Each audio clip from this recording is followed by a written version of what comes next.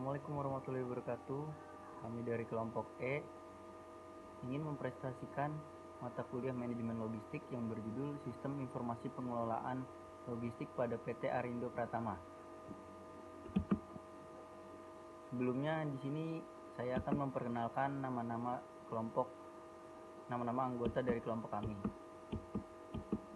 Saya dengan Gagas Pangestu dengan NIM 2219053. Selanjutnya ada Amelia Nabila dengan NIM 2219024. Selanjutnya ada Inaya Rifana ada NIM 2219029. Lalu ada Michael Estu Setianto dengan NIM 2219028. Lalu ada Putri Aisyah Widyasari dengan NIM 221900186. Dan yang terakhir ada Randy Afrianto dengan NIM 221900201. Oke, kita masuk ke materi. Di sini ada latar belakang masalah. PT Arindo Pratama merupakan sebuah perusahaan nasional yang berdiri pada tahun 1993 di Bandung, Jawa Barat, Indonesia.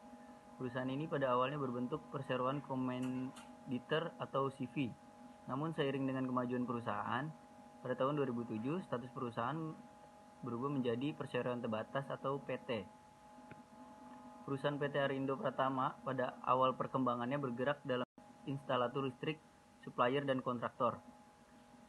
Perusahaan mengadakan perluasan usaha dalam bidang payment point online bank atau PPOB, di mana menyediakan layanan untuk pembayaran rekening listrik, rekening telepon, penjualan voucher pulsa elektronik, pembayaran leasing kendaraan sepeda motor, PDAM, pajak bumi, dan bangunan atau PBB, layanan pengiriman uang, tiketing, dan lain-lain pada tahun 2008. Sistem informasi manajemen pada PT Arindo Pratama Cabang Solo masih menggunakan sistem yang memanfaatkan software perkantoran buatan Microsoft, yaitu Microsoft Excel dalam mengelola logistik seperti data dalam bentuk file spreadsheet yang diolah dalam Microsoft Excel, sehingga apabila ada kerusakan pada file tersebut maka data transaksi logistik rusak. Laporan logistik dilaporkan ke perusahaan pusat dengan cara dikirim melalui email ke perusahaan pusat, sehingga perusahaan pusat tidak dapat memantau keadaan logistik perusahaan cabang setiap waktu. Saya Amelia Nabila dengan NIM 221900254 ingin melanjutkan presentasi dari Gagas. Untuk landasan teori di sini pengertian sistem informasi logistik merupakan sistem pengelolaan persediaan barang habis pakai yang dapat memberikan kemudahan dalam pengelola data dan informasi logistik, menyediakan data logistik yang akurat untuk keperluan perencanaan kebutuhan barang, analisa kebutuhan dan distribusi, membantu kelancaran pekerjaan di bidang logistik, terutama dalam pembuatan laporan kebutuhan dan distribusi barang. Untuk pengertian sistem informasi adalah suatu sistem yang berfungsi untuk memproses data menjadi informasi. Lebih tepatnya adalah bahwa sistem informasi memproses data yang belum siap digunakan menjadi bentuk yang siap digunakan berupa informasi untuk pemakaian yang bersangkutan. Semua sistem informasi memiliki 3 kegunaan utama, yaitu menghimpun data sebagai masukan, kemudian memproses dengan melakukan perhitungan, penggabungan unsur data, updating, dan lain-lain, serta memperoleh informasi sebagai outputnya.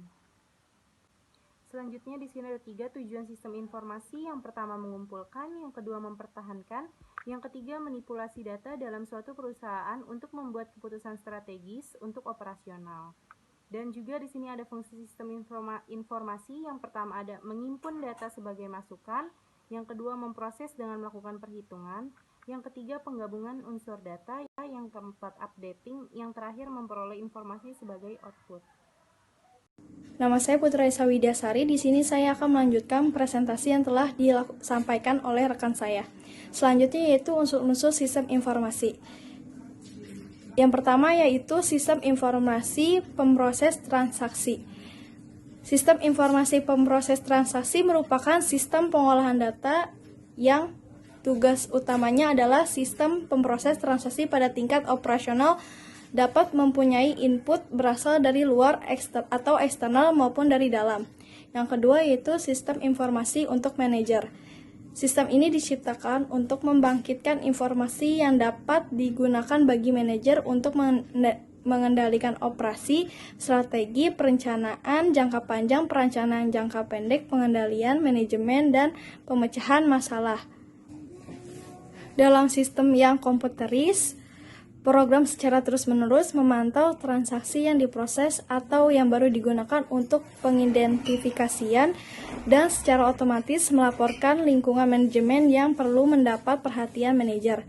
Dengan bantuan sistem ini, manajer dapat dengan mudah mengendalikan operasional perusahaan atau organisasi dan manajer dapat mengambil keputusan bisnis dengan cepat dan tepat karena manajer tersebut memperoleh informasi aktual. Yang ketiga yaitu sistem informasi intelijen. Sistem ini merupakan sistem pendukung manajerial untuk penyusun perencanaan jangka panjang dan penganggaran operasi. Sistem ini bertugas mencari dan menganalisa informasi tentang lingkungan sosial, politik, hukum, peraturan perundang-undangan, dan ekonomi dari suatu negara atau lebih, di samping juga untuk mengetahui tentang kesehatan dan prospek industri dari perusahaan di mana perusahaan yang bersangkutan berada. Di dalamnya juga berisi informasi tentang para pesaing. Sistem ini akan memberikan informasi perencanaan dan akan mengurangi jumlah waktu yang harus dihabiskan manajer untuk mengumpulkan informasi perencanaan, sehingga manajer akan mempunyai waktu yang lebih banyak untuk melakukan tugas-tugas lainnya. Selanjutnya yaitu sistem pendukung keputusan. Sistem ini merupakan suatu sistem informasi yang dirancang untuk mendukung manajer dalam mengambil keputusan manajemen atau organisasi. Oleh sebab itu, sistem ini cenderung dirancang untuk melayani manajer dalam tingkat menengah atau madya maupun yang senior. Secara khusus, sistem ini menggunakan model. Model adalah serangkaian program biasanya berisi persamaan matematik yang menggambarkan masalah tugas manajemen khusus. Dengan sedikit mengubah model atau data yang dimasukkan, maka manajer akan dapat menyelesaikan masalahnya. Selanjutnya, hubungan fungsi-fungsi sistem informasi dalam logistik. Sistem informasi manajemen merupakan sistem operasional yang melaksanakan berbagai ragam fungsi untuk menghasilkan output yang berguna bagi pelaksana operasi dan manajemen organisasi yang bersangkutan. Selanjutnya, struktur informasi dalam logistik. Yang pertama yaitu transaksi yang harus diolah mencakup permintaan pembelian, pesanan produksi, laporan penerimaan, tanda sediaan, permintaan pengangkutan, dan dokumen pengangkutan. Yang kedua, pengendalian operasional menggunakan informasi yang ada dalam daftar dan laporan seperti pembelian yang terdahulu, delivery terdahulu, barang tidak ada dalam persediaan, barang yang berlebihan, laporan perputaran persediaan, ikhtisar, prestasi penjualan, dan analisa prestasi pengangkutan. Yang ketiga yaitu informasi pengendalian informasi untuk logistik terdiri dari perbandingan antara tingkatan persediaan yang dirancang dengan aktual, harga pembelian barang, perputaran, dan sebagainya. Yang keempat yaitu perencanaan strategik melibatkan analisis distribusi baru, kebijaksanaan baru berkaitan dengan penjualan, dan strategi make or buy. Informasi mengenai teknologi baru, alternatif distribusi, dan sebagainya menjadi diperlukan. Perkenalkan, nama saya Ina Rifana dari kelas 223A12 dengan NIM 2219061. Di sini saya akan menjelaskan tentang metode pembangunan perangkat lunak. Model yang digunakan dalam pembangunan perangkat lunak ini adalah menggunakan model waterfall yang meliputi beberapa proses seperti yang terdapat pada gambar di bawah ini. Proses pembangunan software model waterfall terdiri dari 1. Sistem atau Information Engineering and Modeling. Permodelan ini diawali dengan mencari kebutuhan dari keseluruhan sistem yang akan diaplikasikan ke dalam bentuk software. Yang kedua, ada software requirements analysis, yaitu proses pencarian kebutuhan diintensifkan dan difokuskan pada software. Yang ketiga, ada desain. Proses ini digunakan untuk mengubah kebutuhan-kebutuhan di atas menjadi representasi ke dalam bentuk blueprint software sebelum coding dimulai. Yang keempat, ada coding. Untuk dapat dimengerti oleh mesin, dalam hal ini adalah komputer, maka desain tadi harus diubah bentuknya menjadi bentuk yang dapat dimengerti oleh mesin, yaitu ke dalam bahasa pemrograman melalui proses coding. Yang kelima, ada testing atau verification.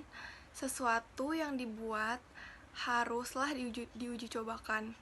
Demikian juga dengan software.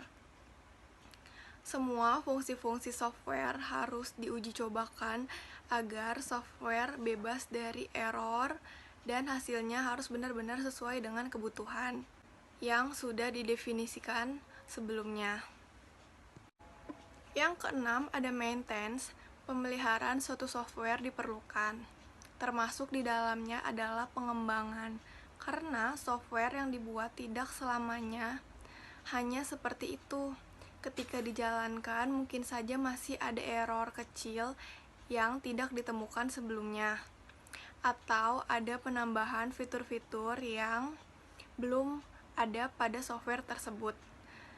Pengembangan diperlukan ketika adanya perubahan dari eksternal perusahaan, seperti ketika ada pergantian sistem operasi atau perangkat lainnya. Demikian yang saya jelaskan. Presentasi berikutnya akan dilanjutkan oleh teman sekelompok saya, Michael.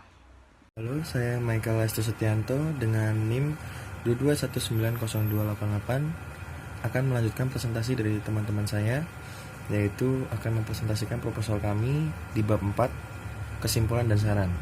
Jadi, kesimpulan dari proposal kami ini, kami dapat menyimpulkan berdasarkan identifikasi masalah dan pembahasan yang diuraikan pada bab sebelumnya, yaitu yang pertama, PT Arindo Pratama merupakan sebuah perusahaan nasional yang berdiri pada tahun 1993 di Bandung, Jawa Barat, Indonesia.